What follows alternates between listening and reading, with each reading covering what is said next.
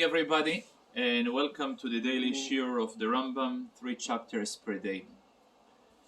Today it is very hard to find one single Jew, regardless the level of his observancy, the level of his background, who never heard the word CHOLENT and kishke.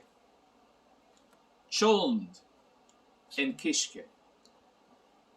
It is one of the traditional Shabbos dishes that is customary to eat, and in fact there is so much in the Jewish culture around the CHOLENT and kishke. For example, I remember when my mother, Oleo Sholem, when she was a child, she remembered a testimony of a specialist in medical field in Russia, who's not even Jewish, but he said, looking at the Jews and their size and the amount of CHOLENT that they're consuming, and the fact that after a full day of fasting, half a day of fasting, coming and stuffing themselves with CHOLENT and throwing themselves into the bed for a deep sleep, and they are able to wake up later and still stay alive, this is a great evidence for the principle of faith called resurrection of the dead. Now, even further than this, it is always customary in every Jewish household when a guest comes and tastes of the CHOLENT and gives a comment that was delicious, so the usual response of the host will be, well, always the taste of the CHOLENT reflects the nature, the character of the guest. This is one of the famous psukim. There is even a story in the Talmud that is being shared with one of the Caesars of Rome, who was quite friendly with one of our famous sages by the name of Rabbi Yehoshua ben Hananiah, which is quite notorious for his dialogue and discussions and arguments and debate he was conducting with various non-Jewish scholars, and he was friendly with the Caesar. And the Caesar, once upon a time, he tasted the CHOLENT, the Shabbos dish, and he was quite impressed. And he asked him immediately for the recipe. And he gave it to the chief chef of his kitchen staff. And he attempted to imitate the CHOLENT and says, Nish dos. And he asked him, how come? Can you explain me? I followed the recipe precisely.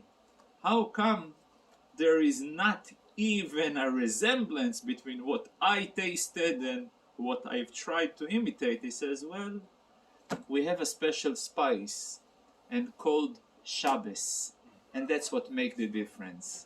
And those one who observe the Shabbos, they have the spice and the taste contribution into their dish. And if not, forget about it. Even amongst Jews, if you try to make a CHOLENT on a Monday, it's not going to have the same taste. In fact, every resident of Toronto, I'm not going to mention the name, used to be over here a restaurant who was serving kishkes on Monday and Tuesday.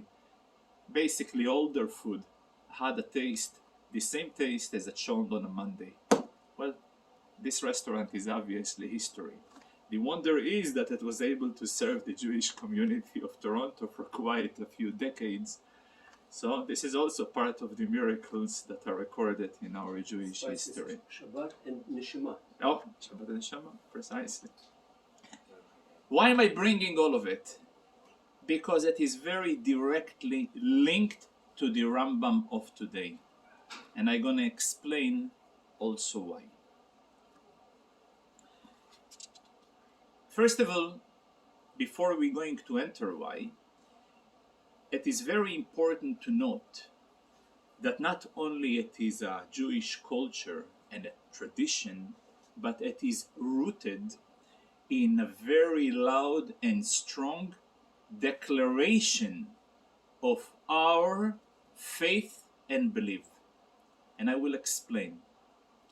At the time of the end of the Second Temple was a period that some deviants, some groups within the Jewish people have deviated themselves from the general path of tradition. And what I mean, since Moshe Rabbeinu, the written Torah and the oral tradition went hand by hand, as we explained right at the introduction of the Rambam, at the first lesson. Yet a sect by the name of Tzidukim, Baitusim, that they denied the authority of the oral tradition to such an extent that they've decided that they will stick to the precise text of the written Torah without accepting the oral interpretation of the oral tradition that were given from generation to generation. And as such, since there is an open text in the Torah, Lo tevaru eish bechol moshvotechem, don't ignite, don't have fire throughout all your residence on the day of Sabbath. So they have interpreted literally any type of food or any type of benefit that is being derived from a fire that was burning on Shabbat, it is forbidden. The way that we have in tradition the interpretation, don't ignite, don't start, don't initiate a fire on Shabbos. But if the fire have already started before Shabbos and the process of preparation just continues on Shabbos, there is no problem. For that reason, if a fire in the olden days heating used to be done in taking lumbers and wood and burning it and having warming up next to it. So according to them, can you imagine in the winter days, according to the Sidukim, you were not allowed to benefit, you were freezing too cold in the winter, and even the dishes that you were eating were very cold and tasteless, just as a result of them sticking to the open text of the Torah and denying the oral tradition.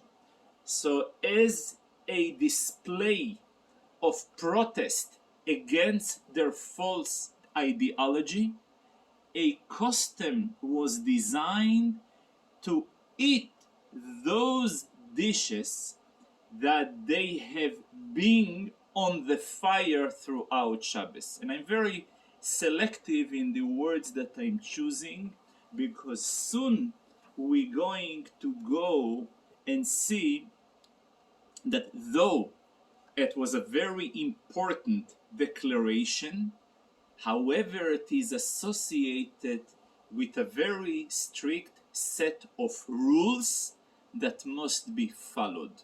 So therefore the cholent is not only a tasty dish, is not only an item that there is so much legendary jokes and anecdotes, it is also associated with a very important and quite a complex set of ruling that is being introduced both in the Tractate of Shabbos and much in the Rambam and throughout the halachic world in general.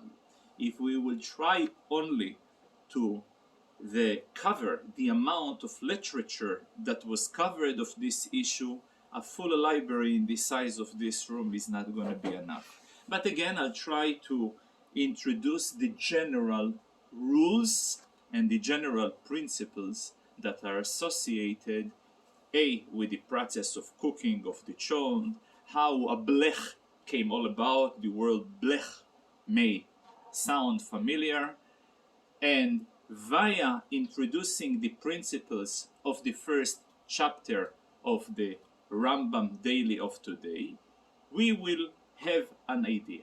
So the opening statement of the Rambam of today starts with the following words. it is okay to start an activity, a forbidden activity on Shabbat, but if this activity have started before the Shabbat, as a automated continuation of the initiation of Erev Shabbat, that can continue on Shabbat. He gives 3 examples.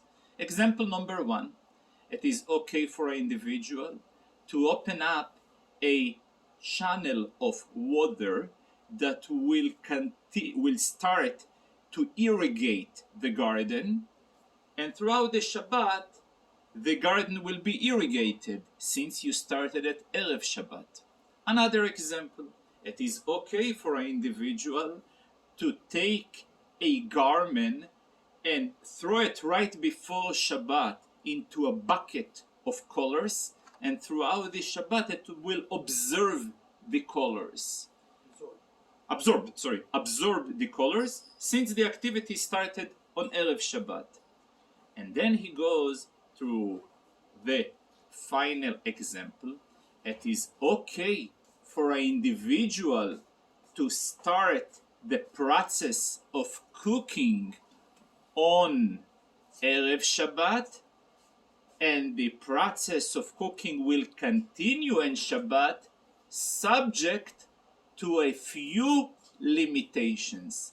Those few limitations happens to cover a few important principles that can sum up in one sentence. The limitations are result of a consideration of a habit, of a natural habit of a human being. The natural habit of a human being, when a good, delicious dish is in the process of the making, he will stir it, he will mix it, he will shovel it. In the olden days, he will. And now, if he's doing it on Shabbat, and those ovens used to be operated by coals, embers, so any process of stirring may ignite or extinguish the fire, which both of them are melachot, or activities that are forbidden on Shabbat. So in order to assure that a possibility of what we call stirring, shoveling, is not going to take place in Hebrew, in Lashon HaKodesh it's called chitui, lechatot begechalim, is not going to take place. So there is 4-5 different solutions that are guaranteeing or making a high probability that he is not going to stir the food. What are those possibilities? Possibility number 1, if the food is such condition that any stirring will harm the taste of the food. For example, when the pot or the bucket that the food is cooked with is sealed, so at the moment you're opening the seal, the exposure of a foreign temperature may harm the food. So in such a possibility, there is no problem. There is another possibility. If the food is in such a progressive stage of cooking that if he will stir it, he's just again going to ruin the food. So there is no problem. There is another possibility.